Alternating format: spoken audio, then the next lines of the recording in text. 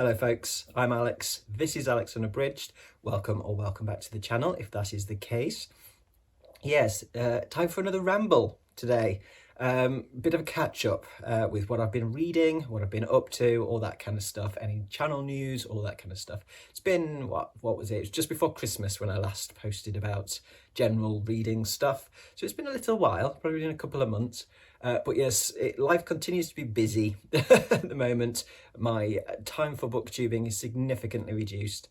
Christmas was in the way, which is always a busy time, isn't it? And then January was largely taken up with the selection process for Fun in the Dark, Volume 1, which is my little publishing project for the moment, a little mini anthology series that I'm putting together. Needed to get that sorted and start the editing process for that and all that kind of thing. So that took up a lot of my time in January. And because I've been reading a lot of short stories for that, my reading kind of energy was spent. So I did very little, if not, in fact, I did no reading whatsoever for the first 3 weeks of January outside of what I was doing for the project, for the Fun in the Dark project. That was also partly because I got myself a nice little new gaming gadget for Christmas. I got myself a Steam Deck, which is a handheld PC basically. And so I wanted to play, I wanted to play games. But the other reason I think was probably just because I'd kind of started a book which I'd not finished by the end of the year, and I'd started it way back at like the end of November, and it was Summer of Night by Dan Simmons, and I was enjoying it when I could read it, but I'd read it in fits and starts because of various things that got in the way: illness, other work that I had to do, a big design project that I had on in December, then Christmas, then anthology selection process reading, all that kind of stuff, and it got really disjointed the way that I was reading it, and I struggled to want to go back to it because I was feeling like it was too disjointed. And it's great, like I must have read like 2/3 of it before I decided no, stop, and just put it aside, come back to it fresh a few months down the line. But yeah, I'd kind of like, and that kind of made me, until I made that decision to not continue with it, I didn't read anything else, largely because I feel guilty sometimes starting something new when I've got something on the go. And so I was kind of thinking, oh, I really should go back to that, but then wasn't necessarily in the right place to do it. So yeah, it kind of gave me a little slump, but it's of my own making. So yeah, when I decided that actually no, that's not the way to appreciate that book, because it's very good, but it's quite detailed, it's quite involved, lots of great character work. If you've read any Dan Simmons, you know that he writes in quite a detailed style. There's a lot of attention to detail. You have to concentrate on stuff, which I really like about his work. It's very rich, but it's like, it's not something I can just throw on and kind of like just have playing. I have to actually focus on it. So it was just the wrong book at that particular time, but I will absolutely return to it from the beginning and listen to it properly when I know I've got a chunk of time to get through it, because it's quite long. So that was another reason why it was very easy to, just go, oh, I'll play a game. But yeah, I did get some stuff read, which I will go through. I will go through the 10 books that I managed to get through in the first 2 weeks of February, all very short. So I will go through those today. First of all, though, it's been 3 years. My 3-year anniversary on BookTube was a couple of weeks ago now. Again, didn't have time to post about it at the time. But yes, I've just passed 3 years. I think it was the 28th of January, 27th of January, I think it was my 3-year anniversary. So yeah, it only feels kind of like yesterday when I started the channel, but it also kind of feels longer than 3 years as well, in a good way. And yeah, fantastic 3 years. Lots of changes to my life in those 3 years because of BookTube, which has been, it has been one of the most important things that I've done. In certainly in the last sort of 20 years. Because it's just opened up a lot for me. It's like it's changed me quite a lot, and it's changed my career. I don't think I would be pursuing a career in editing and publishing had it not been for getting on BookTube and really like turning a love of books and a love of reading into an absolute passion and just something that I just want. That's what I want to devote my life to in terms of my work as well as my leisure time. So that in itself, and just like finding some absolutely phenomenal friends through this channel and through the interactions that I've had with people, which is, you know, a huge thing for me, because one of the reasons why I started the channel, I've said this before, is that I was extremely lonely. I was extremely isolated, and it was having a massive toll on my mental health. And I'm an introvert, so going out into actual public and joining a group or trying to meet people that way, no thank you. It's not how I work. That's more likely to make me more anxious. Whereas this was low stakes, do you know what I mean? I could throw some stuff out there, and still do throw some stuff out there, of me rambling, because I do like a good chat. You know, and see if anybody else wanted to listen to that waffle. And people did. And not only did people want to listen, but people wanted to get in touch and, you know, chat with me about it. You know, online and, you know, kind of offline, or, you know, off YouTube, if you like, or, you know, backstage, if you like. So yeah, it was that was a huge surprise to me that people wanted to listen, but also just the friendships that I've made on here, like a couple of friendships which are, you know, close friendships, that I never expected that at all, and that's been amazing. So yeah, those friendships, the encouragement to, you know, try new things, read new things, and, you know, write. I don't think I'd have properly kind of got going with writing without, I'd wanted to, but again, it's like I felt isolated, didn't know where to start, and didn't have any confidence. And, you know, getting involved with Garbology and getting published in that, and then taking on the editorial and publishing side for Trash Tales and all of that, and still, you know, kind of writing myself on the side. There's just a huge changes in the last 3 years, massive changes. I'm so much more confident, both in myself and in what I do. So finding a career that I love, and I hope I can make this work now. It's, you know, it's the beginning of the career for me for editing and publishing and stuff. So it's going to take some time to build up a client base and all that kind of stuff. But fingers crossed I can make it work, because this feels absolutely the right thing for me. It's a totally perfect fit. So yeah, huge changes for me over the last 3 years because of BookTube. So yeah, couldn't be happier to still be here, and I'm not going anywhere, despite the fact that I have had to drop back the amount of stuff that I put out. But once I kind of figure out, you know, once I get through the next year or so, where things are going to be up and down a bit for me in various ways, especially because of this huge move to Scotland that we've got planned for next year, then hopefully I can find a bit more of a rhythm again with BookTube, but it will just continue to be a little bit more sporadic whilst I sort of shit out. I also hit 500 subscribers. This was like back end of last year, but that was another milestone that I haven't had a chance to mention really, but mainly because, like, you know, I'm happy about it. It's lovely that I've got 500 people who want to tune in, and I'm hugely grateful for that. And for, you know, whether you subscribe or you just you know, watch randomly occasionally, you know, that's anybody who watches or interacts or what have you is fantastic. But I don't watch my sub count in terms of, like, you know, I just don't pay much attention to it. It's not a focus for me with the channel of getting those subs up. You know, it's not a driving force, if you like. It's nice to see it happening, don't get me wrong. It's lovely to see it happening. But it's not something that I'm watching actively. So I only ever really see it when I kind of log in to upload a video. I kind of go, oh, I've got a few new subscribers. Oh, that's nice. So yes, thank you to everybody who's subscribed and everybody who watches. It's very, very much appreciated. So 2 milestones recently, the 3 years and the 500 subscribers. I will do something to celebrate, but I don't know what yet. If you have any thoughts on the matter, any ideas, then do drop them in the comments below, and I will have a noodle on it and see what I can come up with. But yes, I will come up with something as a little celebration for those. But yes, I'm not entirely sure what yet. So I think that's kind of most of the sort of waffly news that I've got for you.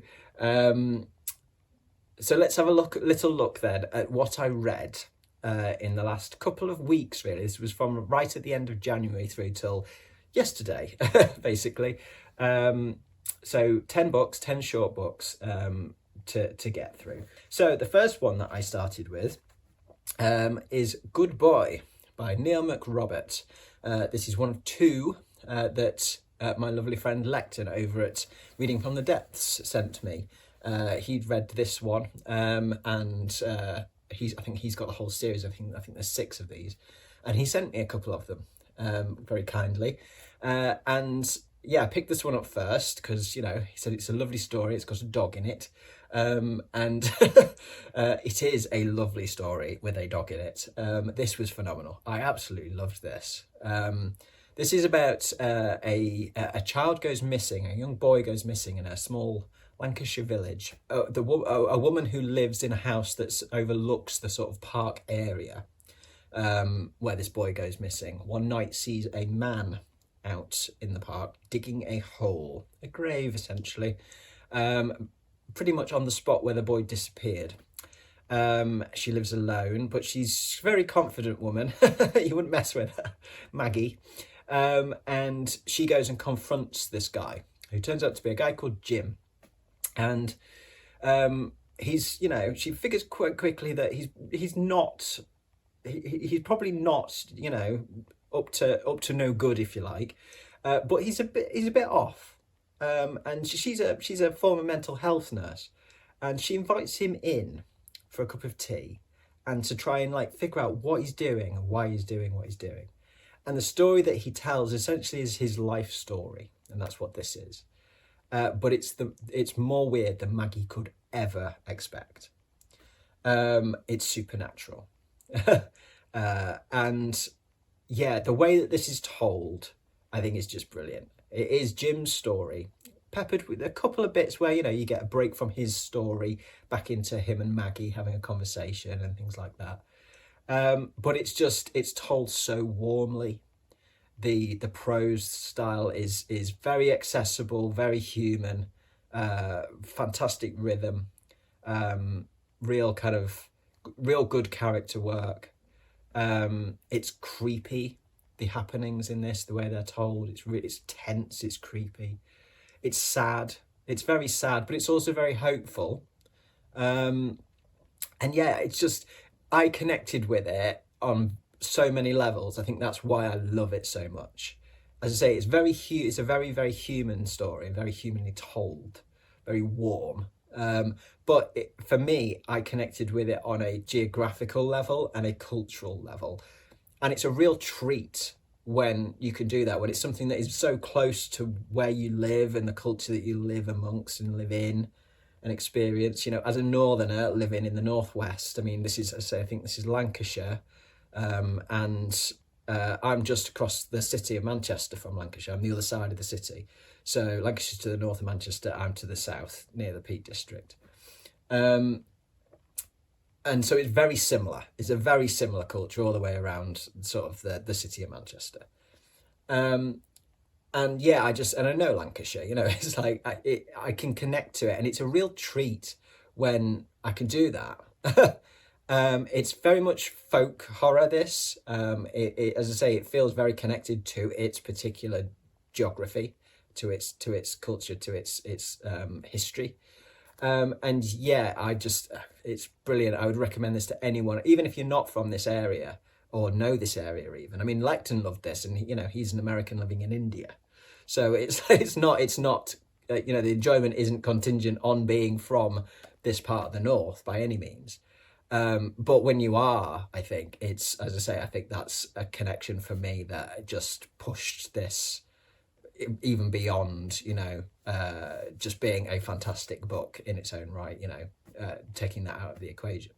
This is one that I will recommend to lots of people. This is what I've already said to my wife, you need to read this, and I'll be lending this to my mum, and I'll be buying this for several people that I know who I think will really love it. So yeah, this is an absolute yes recommendation for me. And I would be very surprised if this does not make my top 10 books of the year. And I know it's early in the year, and this was the first one of 2026 that I actually read, but it's just one of those where I know it's like it's stuck with me, and I will reread it, and yeah, absolutely fantastic. And it's a debut novella, debut piece of fiction from Neil McRobert, who knows his stuff, absolutely knows his stuff. He's a former academic, or recovering academic, as he says in his bio. And he's the host of an incredibly successful horror podcast. He knows what he's talking about when it comes to horror and horror genre, but translating that into writing something yourself in fiction, it's a different ball game actually writing something yourself. And he's done a phenomenal job on this, and I'm really excited to see what he does next based on this. So yes, Good Boy, absolutely recommend. Then I went straight on to the second one from this project, this Northern Weird project by Wild Hunt Books, which is The Retreat, Gemma Fairclough, which was the other one that Lecton sent me. This one is a very different story. This one's set in the Lake District, so another area that I know, and I know well. And it's essentially a story about a cult. Sort of this wellness retreat centre, which is essentially a cult. And it's about a guy who's trying to find out more about this cult, trying to unpick all the mystery behind this place, this centre, because his sister went there for a time and kind of got involved with this cult, and then left and then died. And he's trying to piece together what went on and who is the mysterious leader of this cult and what's going on. It's still very good, still enjoyed it, but it just didn't kind of have the same sort of effect on me as Good Boy by any means. It's a very different style.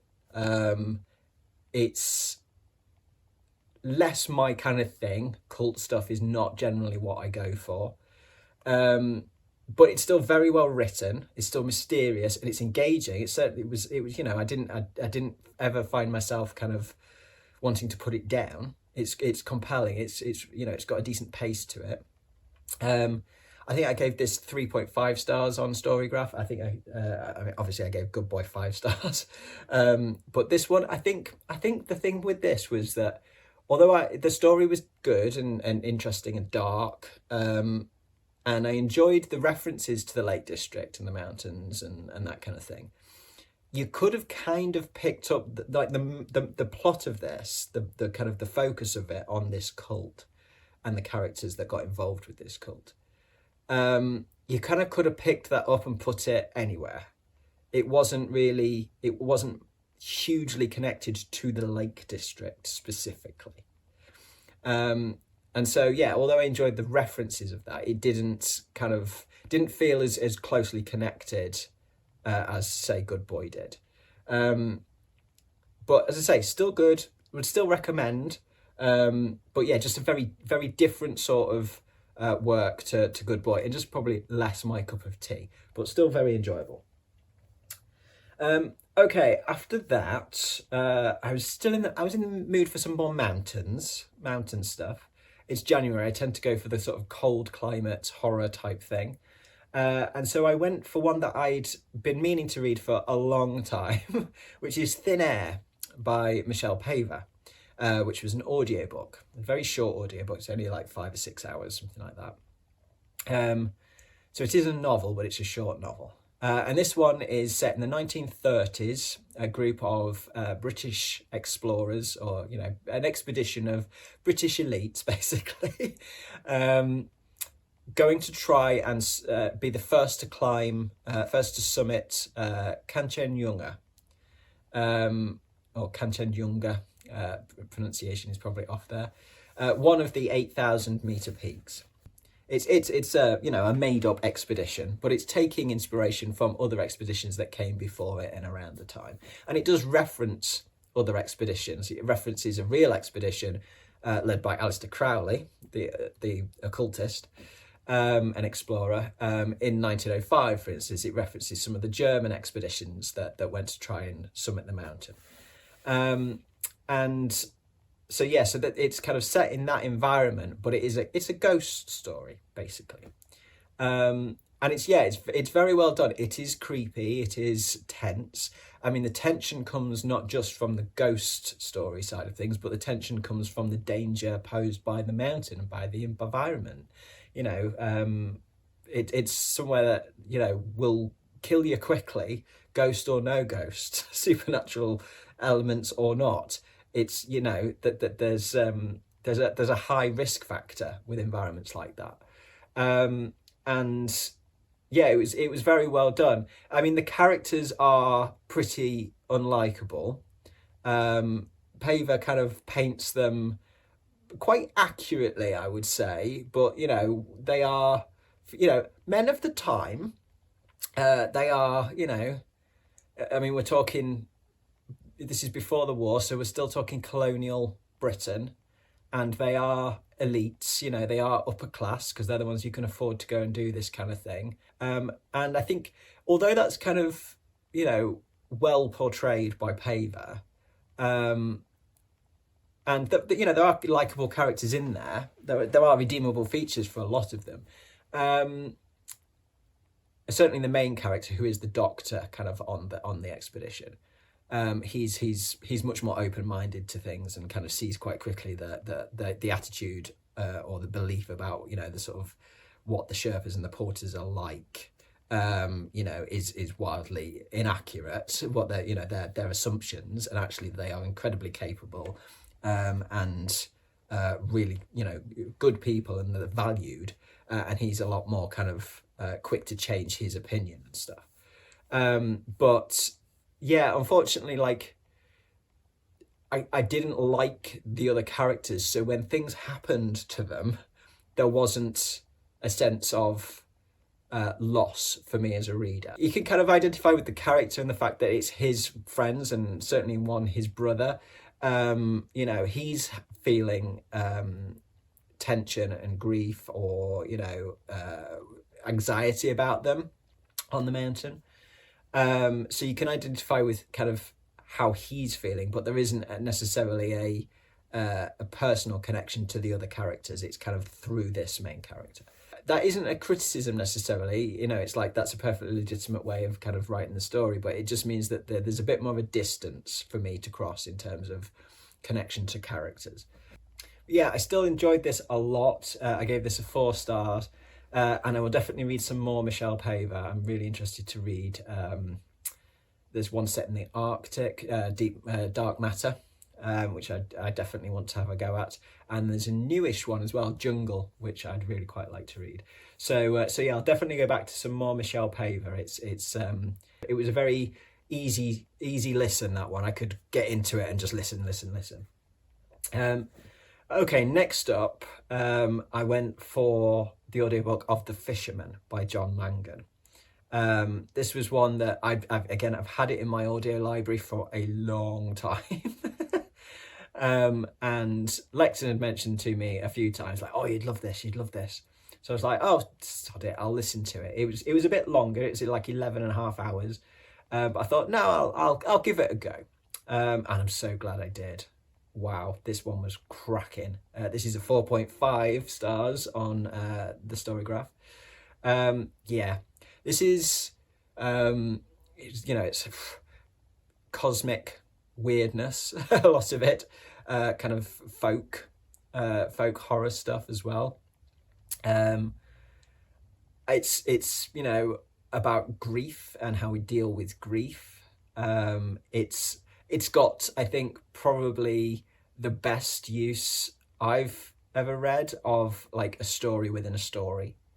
And I think, in fact, like the story within the story in this was my favourite bit of it, for sure. It's about 2 guys, Abe and Dan, both of which have lost their wives, families, and they fish together.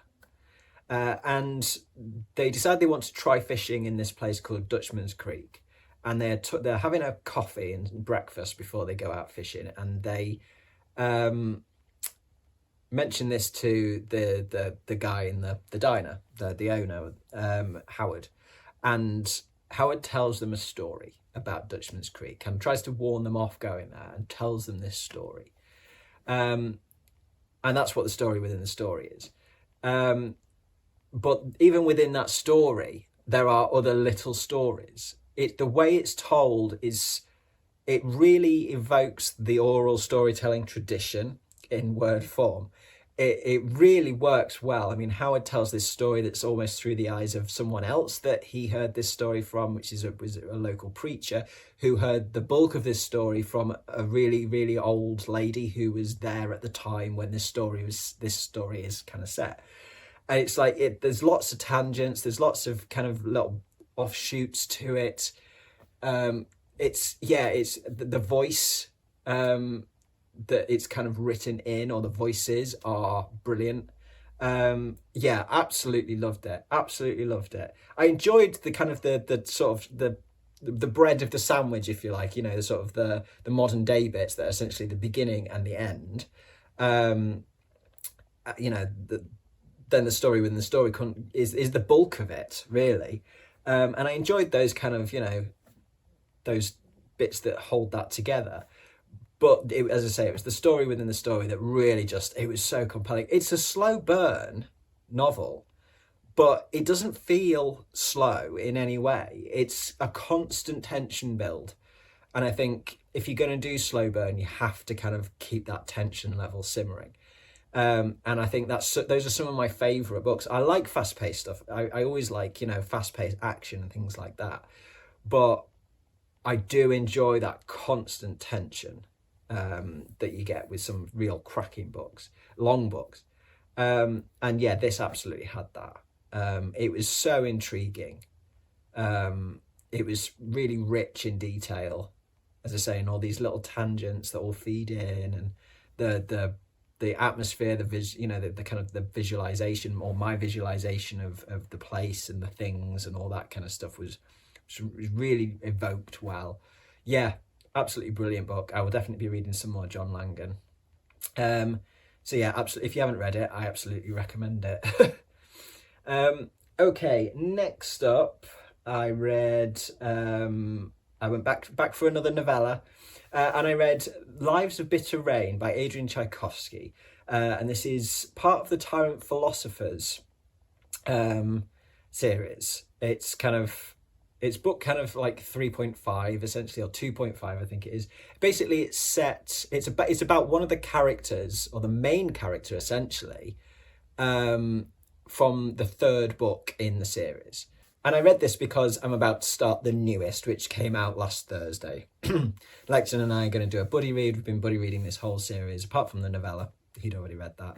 We're buddy reading the main books in the series. So we're starting that tomorrow. So I was like, I need to read Lives of Bitter Rain just to get my head back into that world, into the kind of the voice that's kind of Tchaikovsky writes in for that series. The style. So I went for that. Very, very good. I won't go into huge detail about this because it's part of a series and you kind of need to know the characters and stuff like that in the series. But yeah, very good. Really good to kind of get me back in. Really nice to just find more out about that particular character, who was a great character in the third book. And just little bits about the world as well. Just little bits of extra, kind of information about this sprawling world that we've been thrown into in the last 3 books, which we're always getting more information on throughout those books. But yeah, it's nice to kind of see some of that consolidated, some sort of new ideas coming in. Really enjoyable re-entry into that series, ready for a full-on 20 hours of somewhere completely new, because each book goes to somewhere, a different city or a different area in this world. So yeah, really good little reminder of why I love this series so much. So really excited to dig into the next book. Pretenders to the Throne of God is the next book, which we will start tomorrow. Okie dokes. Next up, I gave that one a 4-star, by the way, The Lives of Bitter Rain. Next up, I went for something visual. So I decided I wanted a comic or something like that. So I went for some manga, in fact, and I went for this one, The Shadow over Innsmouth, or Innsmouth, by Gao Tanabe, the manga adaptation of the Lovecraft.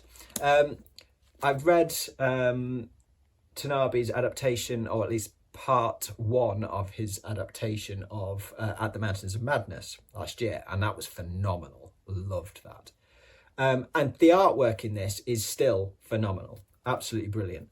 I think the story is like, it's still good, but it's like less my cup of tea, I think. For anybody who doesn't know, it's about a young guy who takes a kind of a trip to this town of Innsmouth.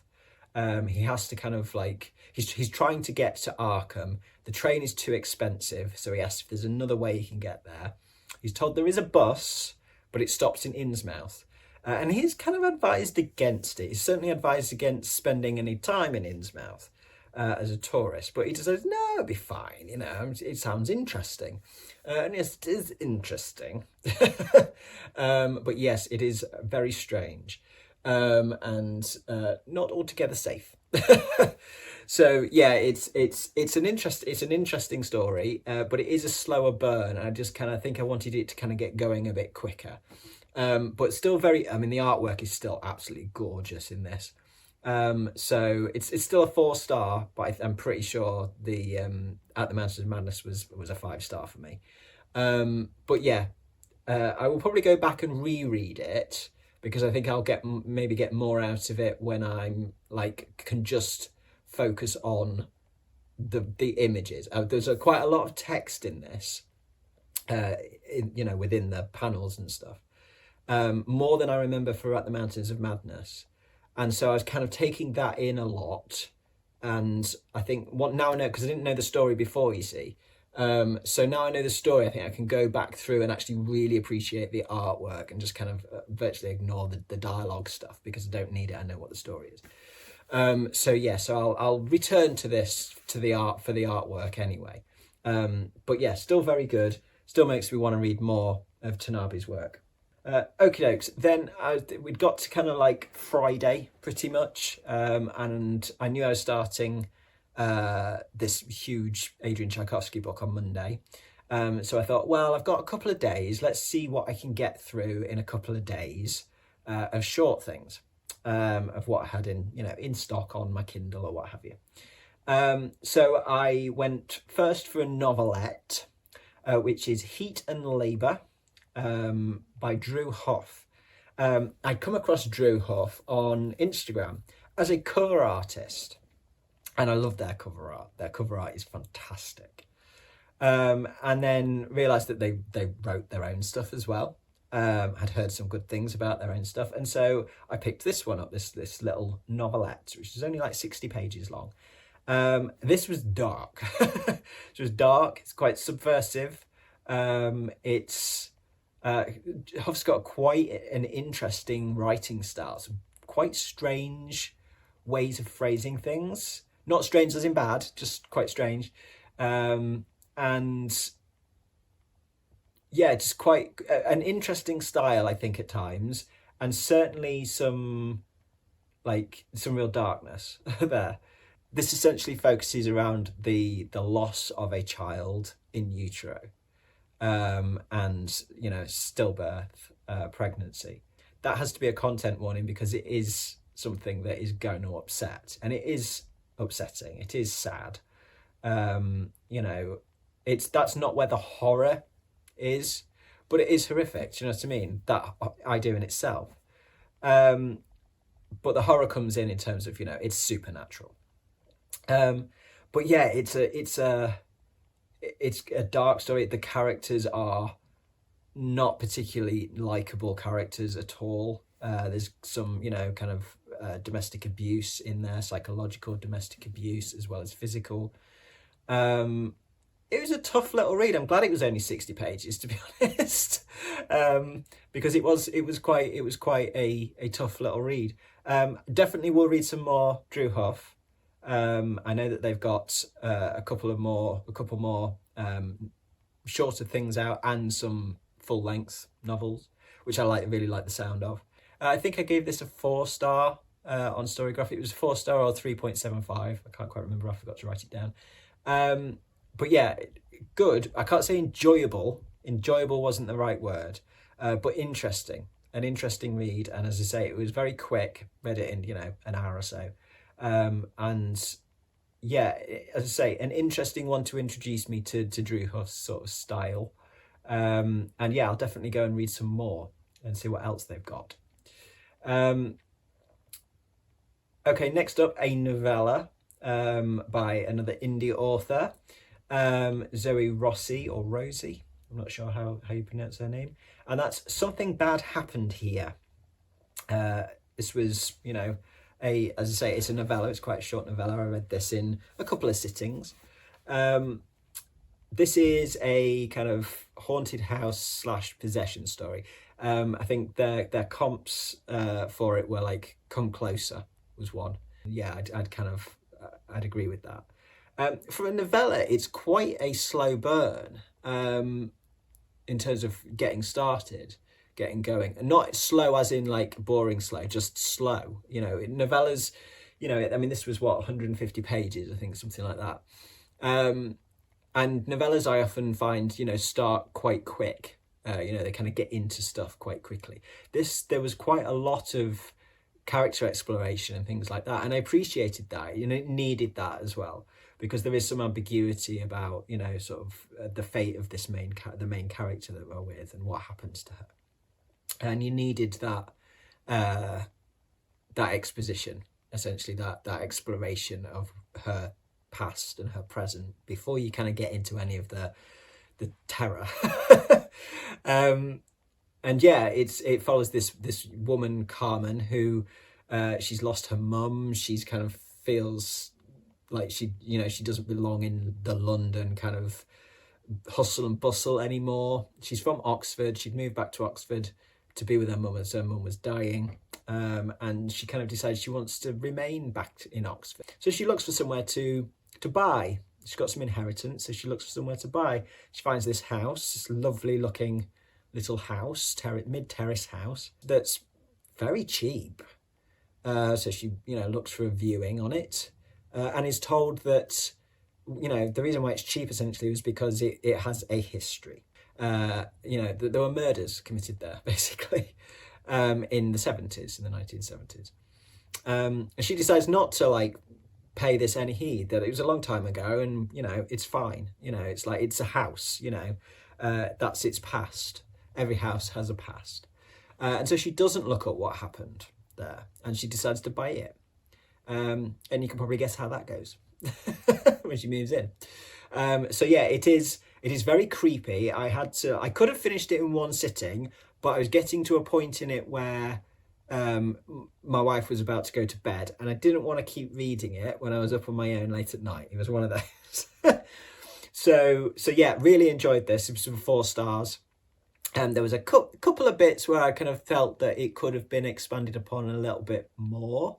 I think it could have gone a little bit, it could have been a little bit longer. Just a couple of little expansions or clarifications on things. But that was the only thing really where I was kind of brought it down to a 4 for me. It was thoroughly enjoyable, and I will definitely look at more of Zoe Rossi's work. A lot of the writing is very polished, and I really like her style. It's very short sentences, punchy, great rhythm to the writing.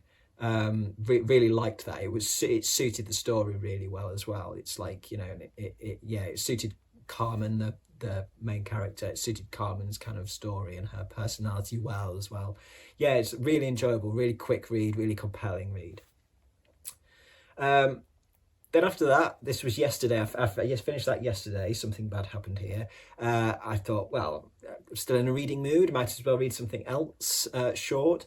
So I found Sakolina by Philip Fracassi in my library, and gave that a read. I have got some of Fracassi's other work in my audio library, but it's longer. So I decided I'd go for this as a first try of his stuff. This wasn't bad. This was a fun little read in the most part. It's about a a family essentially, two brothers and a father, and one of the brothers' best friends go on a fishing trip essentially to celebrate one of the brothers, Jack. It's Jack and Jim, the brothers. Jack's released from prison. So they go on this like rickety, kind of slightly rickety fishing boat with this rather random Captain Ron for a day's fishing at sea. And they can't find, you know, Captain Ron takes them to one of his usual places. There don't seem to be any fish. So he takes them further out, about an hour out, further out, on this boat that stinks of diesel and, you know, fumes and is just generally a little bit, you know, it's seaworthy, but, you know, it's not the nicest boat.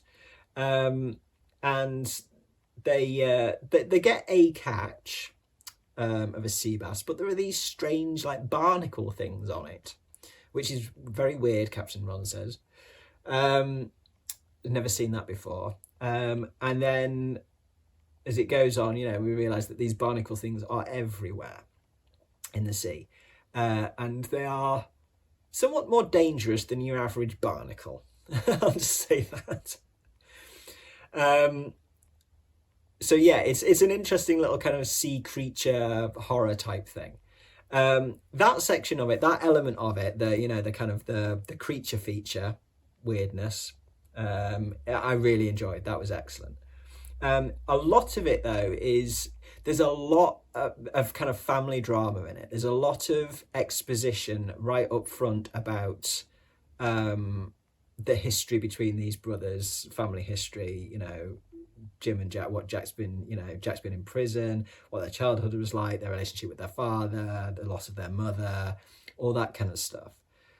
It's a bit info dumpy, I think, for me anyway, and it kind of slowed the pace down a bit. It's not long, it was about 100 pages, but it did slow it down a lot, and I was kind of a bit more, come on, let's get going, I think either it would have been better as an even shorter piece and kind of focusing slightly less on that background and a bit more balance between the family stuff and the kind of, you know, creature feature horror stuff, or it would have been better as a longer piece and, you know, kind of again balancing it out that way. But for its length and its balance as it was, it didn't quite sit right for me. Well written in terms of its prose and stuff like that, but just, yeah, just kind of, and a little bit repetitive in some of the kind of family angst, that kind of stuff. 3 stars, still, you know, worth a crack. It was, you know, good fun read at, like, as I say, 90 pages. Read it very quickly, about an hour and a half, 2 hours. But yeah, just as I say, a bit imbalanced, I think, in terms of its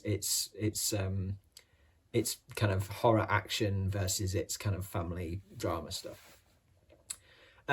Okay, and then once I finished that, I thought, right, well, I've got an evening left, basically, last night. What can I get through in an evening? Because I wanted to have today off reading. And so I looked at my audio library and found Blackwater #1, The Flood by Michael McDowell. Again, another one that has been sat in there for quite some time. It is also on my 20th century US and UK horror project reads, which I am still doing, just at no particular pace, in no particular order. And this one is also a big favourite of my buddy Troy. So yeah, I thought 4 or 5 hours, can manage that. Yeah, wow, I wish I'd not slept on this one. I think for some reason, I kind of thought maybe I wouldn't like this for some reason. Maybe it's because it's got that kind of family saga, historical kind of element to it, which isn't generally my cup of tea. But it's the way that it's done in this. It's Southern Gothic, you know. It's got that kind of that darkness to it, and it's mysterious. But then it really ramps up towards the end. It's like properly, like suddenly all kicks off at the end. And the family saga stuff, which obviously is going to go over the next sort of, I think 6 books, I think, isn't it, in the series? 6 short books. And I think, the family saga stuff, I thought, will I enjoy that? It's so well done. It kind of reminded me in a weird way of Jane Austen in that, it's the characters are kind of quite larger than life, especially the women.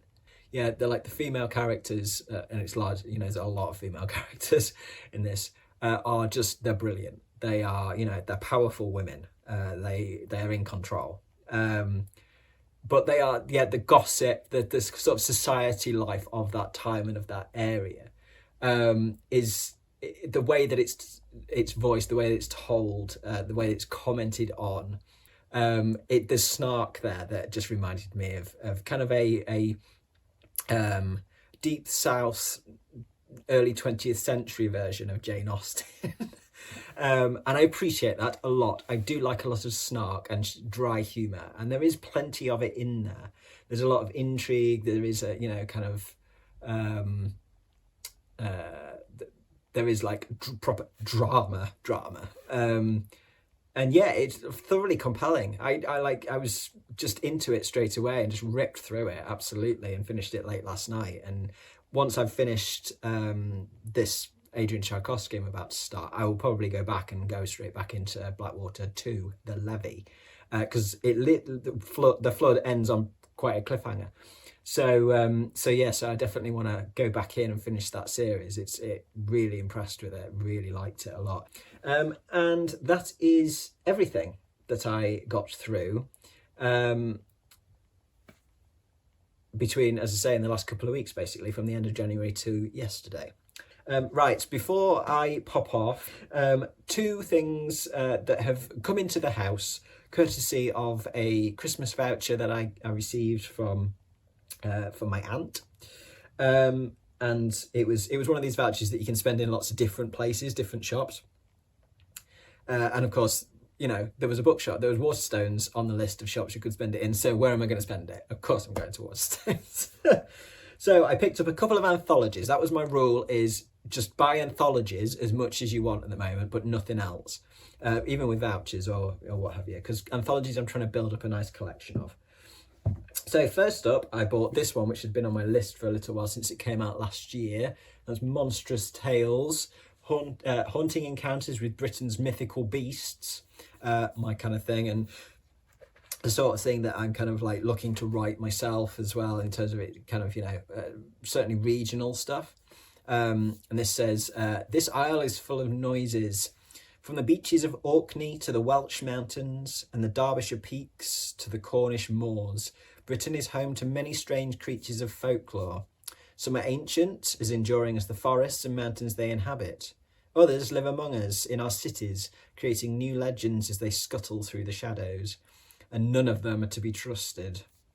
In this deliciously chilling collection, award-winning and best-selling authors bring you stories inspired by the monsters that share our land. The perfect read for anyone who's ever spotted something slimy and unexplained in their peripheral vision, or seen eyes reflecting back in the forest where no eyes should be.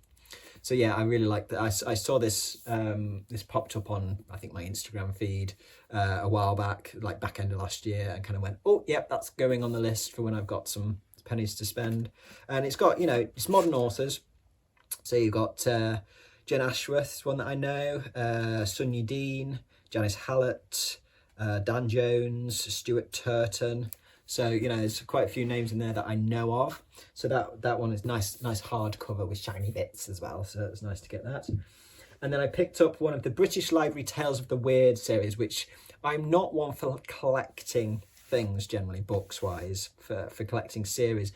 This is a series that I do intend over the years to collect pretty much all of, because I love the way that they're kind of broken up. I love the different themes that they go for. This series kind of is a little bit of an inspiration in terms of the theme type stuff, or doing themed collections for me in terms of Fun in the Dark. And yeah, this one is Deadly Dolls that I picked up because I do like a good doll story. Midnight Tales of Uncanny Playthings. And I picked this one up because there's quite a few names in it that I haven't seen popped up in some of the others that I've had. Often you often see the same sort of authors pop up in these. You know, there's a lot of this Poe, M.R. James, people like that. But there were a few names in here which I'd not seen in other stuff. So Jerome K. Jerome, for instance, is one. Brian Aldiss, Daphne du Maurier has a story in here. Angela Carter, that was what really sold me on this one, let's face it. Agatha Christie. There is an M.R. James in here, and Robert Eichmann. So yeah, there's quite a range of stuff. It does, you know, it's from 1817 to 2022, so there is a good range in here of stuff. So yeah, I'd be interested to dip it. I'll be dipping in and out of both of these anthologies. I don't really read anthologies from beginning to end. I dip in and dip out. So those are the two books that I bought with my Christmas vouchers. So more anthologies to add to the collection. As I say, I will be looking out for these second hand or put them on a Christmas list, birthday list, things like that. This series, because I really would like to have a collection of these. I do like these a lot. I've got a couple already. So yeah, so there we go. I think that's it. I've probably been talking for way longer than I anticipated, which is no surprise really, is it? That's usually what I do. So I will sign off for now, go edit this thing and get it out. And then hopefully be able to get back into some sort of, not necessarily a routine, but at least some sort of a rhythm of releasing videos a little bit more frequently. Not a lot, but a little. I have got stuff that I really do want to and need to get out. So yes, but for today, that'll do for a ramble. I've been going on plenty long enough. Thank you very much for watching, folks. As always, do drop your thoughts, etc. in the comments below. Do let me know if you've read any of the things that I've read recently, if you've got anything else to recommend based on what I've liked recently. And of course, yeah, if you've got any ideas for things you might want to see me do for my celebratory, you know, celebration of 3 years on BookTube and 500 subscribers reached, etc., then let me know that as well. But yes, I will be back anon as usual, but hopefully soon. Yes, from me for now, that's ta-ra.